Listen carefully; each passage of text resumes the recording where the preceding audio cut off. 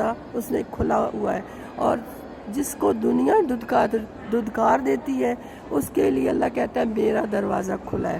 تو توبہ کا دروازہ اللہ کبھی بھی بند نہیں کرتا، آخری سانس تک آپ اللہ سے اور اس وسیلے سے، ان پاک ہستیوں کے وسیلے سے استغفار کریں، اور یہ مہینہ بالخصوص اللہ سے راز و نیاز، اپنے گناہوں کی معافی، اللہ بہت خوش ہوتا ہے۔ اللہ کہتا ہے میں تمہیں ایسے پاک کر دوں گا جیسے کہ تم ماں کے پیٹ سے پیدا ہوئے، لیکن اپنے گناہوں کو یاد کرو۔ معاف تو میں کر دوں گا، آپ نے معافی مانگی، لیکن اپنے گناہوں کو یاد کیا کرو اور کہا کرو کہ پروردگار یہ ہم سے جو خطا ہوئی ہے کہ ہم نے تیرے مقابلے میں جرأت دکھائی ہے، کیونکہ قرآن جو ہے وہ ہمارے لیے ایک خط ہے جو رسول کی صورت میں ہمارے تک پہنچا ہے اللہ کا، اور اس خط کا جواب ہم نے دینا ہے۔ اور یہ ہستیاں آئی ہیں ہمیں بتانے کے لیے کہ خدا نے ہم پہ کیا احکام لاگو کیے ہیں اور کیا نہیں کیے ہیں۔ تو خدا کہہ رہا ہے کہ مولا علی کا فرمان ہے ناج البلاغہ سے کہ جو دنیا کی خدمت کرتا ہے دنیا اس سے خدمت لیتی ہے، جو اللہ کی بندگی کرتا ہے اللہ دنیا کو اس کا خادم بنا دیتا ہے۔ تو کون سا فرمان اللہ کا، اللہ کی بات ہمارے لیے فائدہ مند ہے کہ دنیا ہماری خدمت خادم بنے یا ہم دنیا کے خادم بنے؟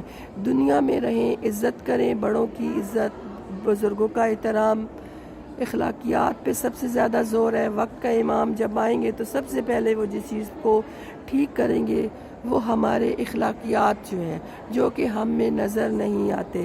پہلے میں اپنی بات کروں کہ ہم کسی کی بات سننے کو تیار نہیں ہے، بڑا چھوٹے کی بات سننے کو تیار نہیں ہے، حتیٰ کہ سلام کرنے تک کا روادار نہیں ہے۔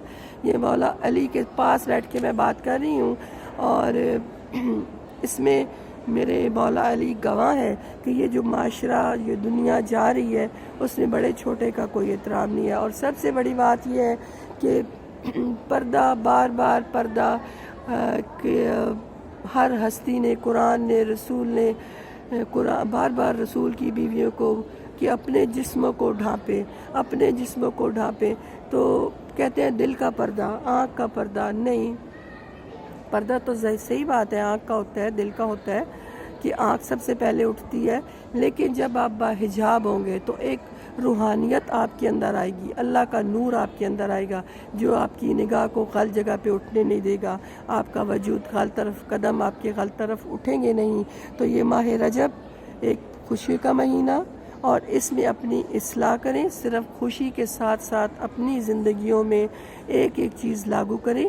اور یہ میرا اپنا ذاتی تجربہ ہے کہ آپ 14 میں سے کسی ایک ہستی کو، یہ پیاری سی بچی آ رہی ہے چادر اوڑے امیر کائنات علی ابن ابی طالب کا سلام کرنے، تو میں امیر کائنات سے درخواست کرتی ہوں، التجا کرتی ہوں کہ جتنی شیعان علی کی بچیاں، بچے آج کل کی دنیا میں غرق ہو رہی ہیں، انہیں خدا ان کے دل میں اپنا خوف ڈالے، اور یہ پاک ہستیاں، کیونکہ جب تک ہمارے دل میں خدا کا خوف نہیں ہوگا اور خدا محوری نہیں ہوگی تو تب تک ہم چاہے جتنی بھی عبادت کر لیں، جتنی بھی زیادتیں کر لیں، جتنا بھی ہم اپنے آپ کو اس زندگی میں ڈال سکیں، ہم نہیں ڈال سکیں گے۔ ہم کہیں نہ کہیں، اور یقین کامل، کیونکہ ہم پہلے، سب سے پہلے اپنے آپ پہ زور دیں، اپنے آپ کا تجزیہ کریں کہ کہیں ہماری تو غلطی نہیں ہے۔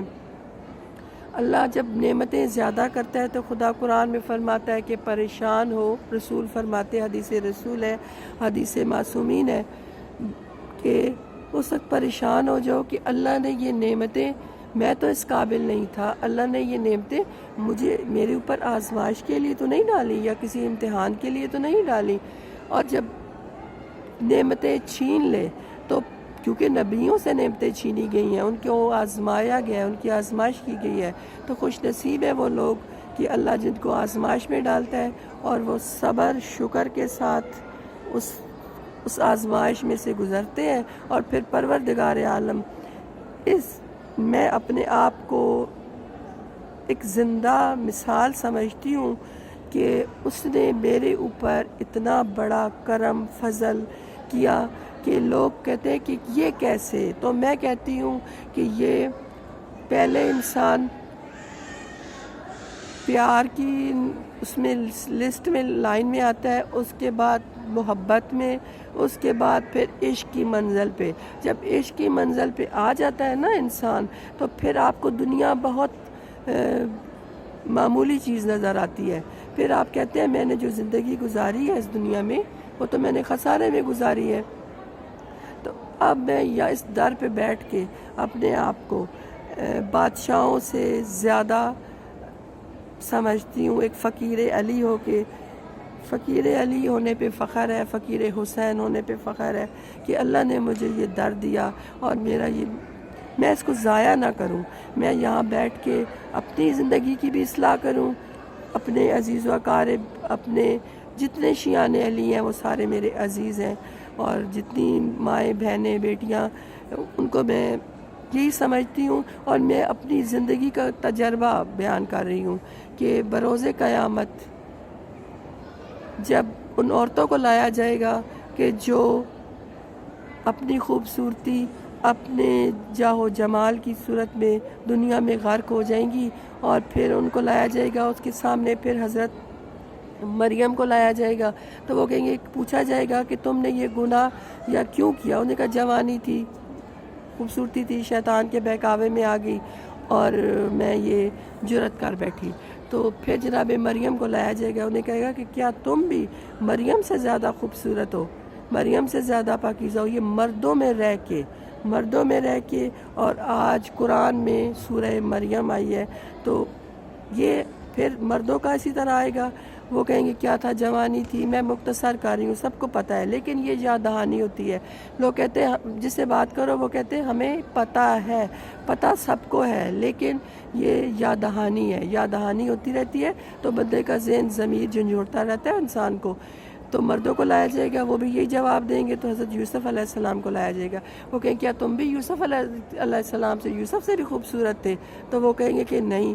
تو پھر نہ کہ ہم تو فخر یوسف کے ماننے والے ہیں، جو فخر یوسف ہے، ہم تو مرد. تو پھر مردوں کے لیے بھی ہے کہ وہ اپنے آپ کو بچائیں. وہ کہیں گے یوسف بھی تو کتنے، جب انسان اللہ کے لیے، اللہ کی خوشنودی کے لیے، اللہ کی رضا کے لیے، اللہ کی محبت کے لیے کچھ کرتا ہے، تو پھر خدا اس کے لیے سب دروازے کھولتا ہے، اس کے لیے رحمتوں کے، برکتوں کے دروازے کھول کے اس کو ایک نیک مقصد کی طرف لے کے جاتا ہے. تو انہی دعاؤں کے ساتھ امید ہے آپ میری آواز کی طرف نہیں جائیں گے، چونکہ میری آواز تھوڑی سی خراب ہے، طبیعت خراب ہے.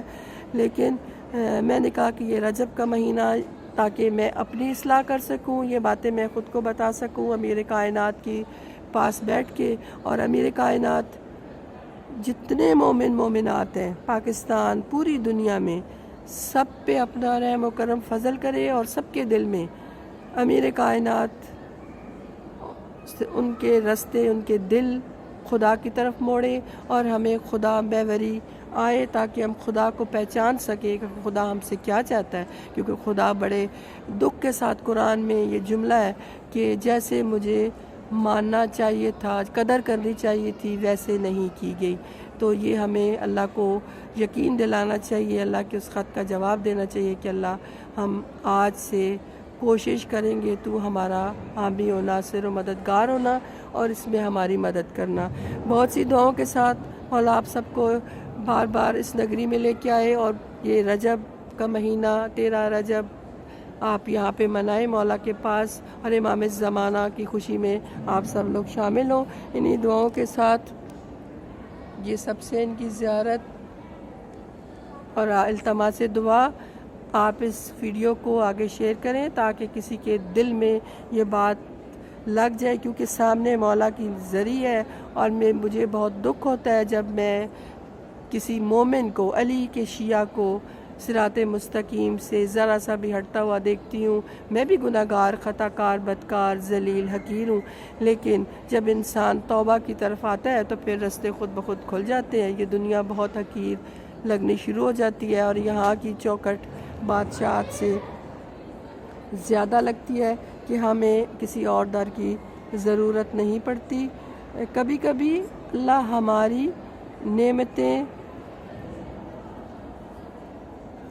نعمتیں اور ارادوں کو توڑ کر ہمیں آزماتا ہے کہ ہوگا وہی جو میں چاہوں گا۔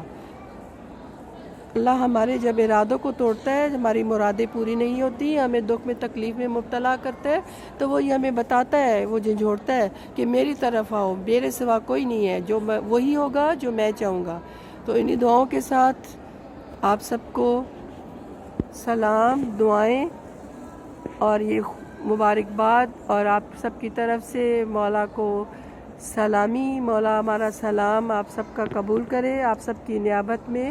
السلام علیکم یا امیر المومنین، السلام علیکم یا